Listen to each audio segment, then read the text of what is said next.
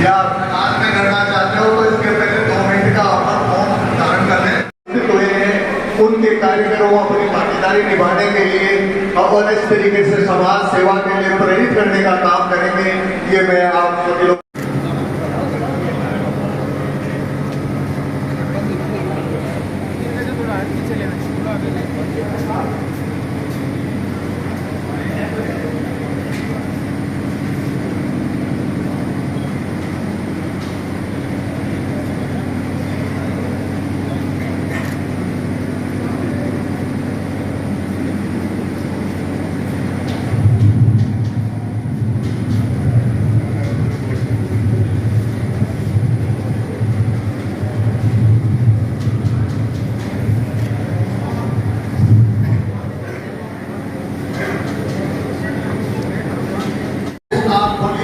उसके बाद बॉम्बे जाकर के उन्होंने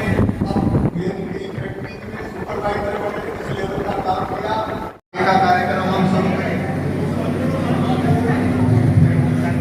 हेलो एक बार रुक जाओ। पहले हम आगे इस प्रोग्राम को बढ़ाने के लिए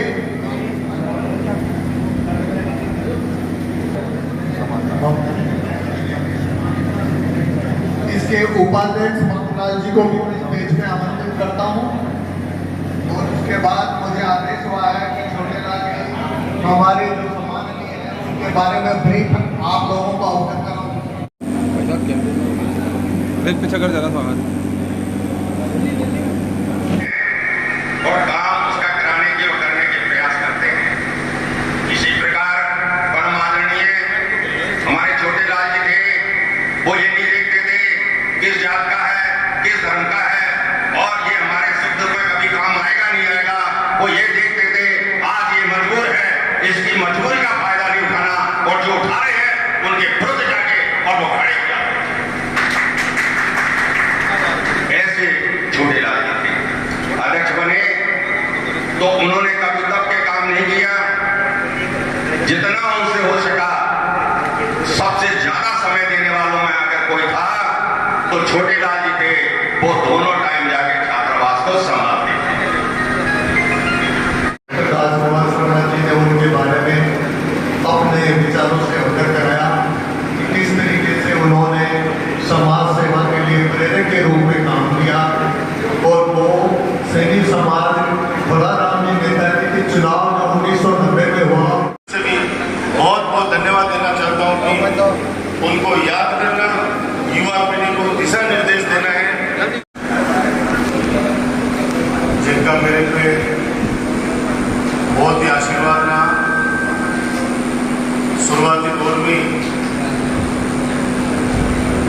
जब मैं उनसे मिला पहली बार बिंजू भाई जी के माध्यम से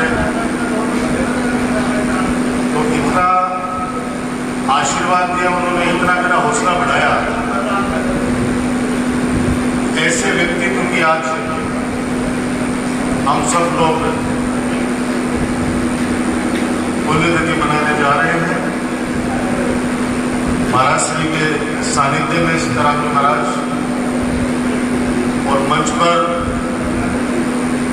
उपस्थित हमारे चेयरमैन सोहेल खत्री जी, वाइस चेयरमैन मेरे बड़े भाई कैलाश चौटिया जी, सैनिक समाज के पूर्व अध्यक्ष आदरणीय बड़े भाई साहब दुर्गा जी सैनी, हमारे पार्षद आदरणीय चित्रमू जी भाई साहब, नरेंद्र गढ़वाल जी, दिलीप राजकुमार जी, बाबूलाल जी सैनी साहब, सुरेंद्र जी और सभी यहाँ पर उपस्थित पिता तुल्य बुजुर्गों, नौजवान दोस्तों, प्यारे बच्चों, पत्रकार साथियों, मैं सबसे पहले स्वर्गीय छोटेलाल जी को मेरी तरफ से श्रद्धा सुमन अर्पित करता हूँ और ईश्वर से प्रार्थना करता हूँ कि जिस उद्देश्य के साथ सैनिक समाज ने उनको अध्यक्ष बनाया और उन्होंने शुरुआत की कि समाज को कैसे आगे लेके जाना है, समाज में जो व्याप्त कुरीतियां हैं उन कुरीतियों से कैसे समाज को दूर करें। मुझे आज भी याद है कई बार मुझे वो बोलते थे कि कॉलेज यहाँ पे खुल जाए जिस प्रकार से हमारे भोलाराम जी नेताजी, उनको भी याद करना चाहूंगा क्योंकि वो समकक्ष दोनों, और सबका ये कहना था कि प्राइवेट कॉलेजों के अंदर आम गरीब आदमी अपने बच्चों को नहीं पढ़ा पाता है, सरकारी स्कूल अगर खुल जाएगी, सरकारी कॉलेज खुल जाएगी तो सभी समाजों के बच्चे उसके अंदर अध्ययन कर पाएंगे। तो राजकुमार, कम से कम कॉलेज और स्कूल का काम तो सबसे पहले करना। और मुझे कहते खुशी है, मैं तो उनको सच्ची श्रद्धांजलि मानूंगा कि आज आप सब लोगों की दुआओं से, आशीर्वाद से नवलगढ़ में सरकारी कॉलेज, पीजी कॉलेज है, और सिर्फ पीजी कॉलेज ही नहीं, आज हमारे पास 2-2 गर्ल्स कॉलेज है। आज लड़कियों को भी पैसे के भाव में किसी को शिक्षा से वंचित हम लोग नहीं कर सकते। इसलिए मैं तो यही कहूँगा कि उन्होंने जो अलग जगाई है समाज में, और आज जो चेहरे मुझे दिख रहे हैं, ये वो चेहरे जो समाज की दिशा और दशा तय करते हैं, उनको सदा सुमन अर्पित करने के लिए आए। तो आप समझिए कि उनके प्रति कितना लोगों का सम्मान है। नई पीढ़ी कैसे लोगों से जुड़े जिन्होंने समाज के अंदर अपना सकारात्मक योगदान दिया और अपनी बेशकीमती जमीन, आप सोचो 1 बीघा जमीन, शायद मेरे हिसाब से 1 बीघा जमीन दान करी थी। अच्छा, हाँ, तो उस समय ये चीजें होती नहीं थी। अगर कोई कदम जमीन दान देते थे और 10 बार सोचता एक्शन साहब, लेकिन अब उस समय फिर वो परंपरा बनी। इन्होंने दी सरकारी हॉस्पिटल के लिए 10 बीघा जमीन स्वर्गीय डॉक्टर रामेश्वर जी सैनी ने दी। रामेश्वर जी सैनी ने 10 बीघा जमीन दी जनहित के लिए। आप अंदाज लगा लो कि आज अपने जो सरकारी हॉस्पिटल देख रहे हैं, ये कोई सरकारी जमीन पर नहीं है। पता है ना आप लोगों को, ये सरकारी जमीन नहीं थी, ये निजी जमीन थी। स्वर्गीय रामेश्वर जी सैनी, उन्होंने शहर के बीचों बीच जमीन दान करना अपने आप में बहुत बड़ी बात है। तो ये वो लोग हैं जिन्होंने समाज को कुछ न कुछ दिया। जैसे आदरणीय मूर्ति वैसा में बोल रहे थे कि अनुसरण किसका करें, जो समाज को कुछ न कुछ दे। इनके बारे में जितना बोला जाए उतना ही कम है। मंच पर हमारे झांझर के सरपंच जी भी बैठे हैं, रामस्वरूप जी सैनी। रामस्वरूप को नाम भी लोग मुद्दों के लिए नाराज नहीं है। तो युवाओं का जिस प्रकार से फोन आ रहा है मेरे पास सुबह से, वैसा कितने बजे पूछ रहे हो, कितने बजे पूछ रहे हो, छुट्टी जाती है वहाँ पे। तो ये जागरूकता है, जागरूकता को बनाए रखें। मैं तो अपने आप को सौभाग्यशाली मानता हूँ कि 3-4 साल उनके साथ मुझे उनके सानिध्य में काम करने का मौका मिला, 3-4 साल।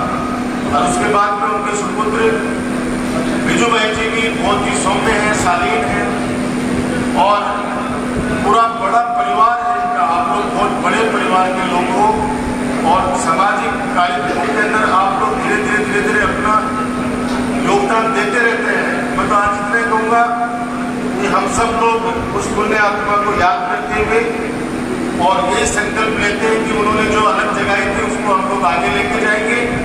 और मैं इतना ही कहूँगा कि मैं आपका हूँ, आप लोगों के द्वारा लगाया गया पौधा हूँ। आप लोगों ने खूब मुझे हमेशा आशीर्वाद दिया है, इस आशीर्वाद को बनाए रखना। कोई भी काम हो, कोई भी आदेश हो, आप लोग हमेशा की तरह मुझे बताते रहना। कामों में, सेवा में कोई कमी नहीं आने दूंगा। चुनाव आ रहे हैं, अपनी हिम्मत नहीं आ रही, इस बात का ध्यान रखना। हिम्मत, अपना हौसला अपना वही है, और धीरे धीरे कामों को गति भी देंगे। जो काम अपने राजस्थान के लोकप्रिय मुख्यमंत्री जी अशोक गहलोत जी के कार्यकाल में जो काम अपने नवलगढ़ में अपने स्वीकृत कराए थे, उन कामों को चाहे कितना कोई भी कोशिश कर ले कि उन कामों को रोका जाए, काम नहीं रुकने देंगे। जो काम नवलगढ़ की जनता के लिए मैं लेके आया था, उन कामों को 100% पूरा करवाऊंगा। यही बात कहते हुए मैं सभी आयोजकों को, जिन्होंने उनको याद करने के लिए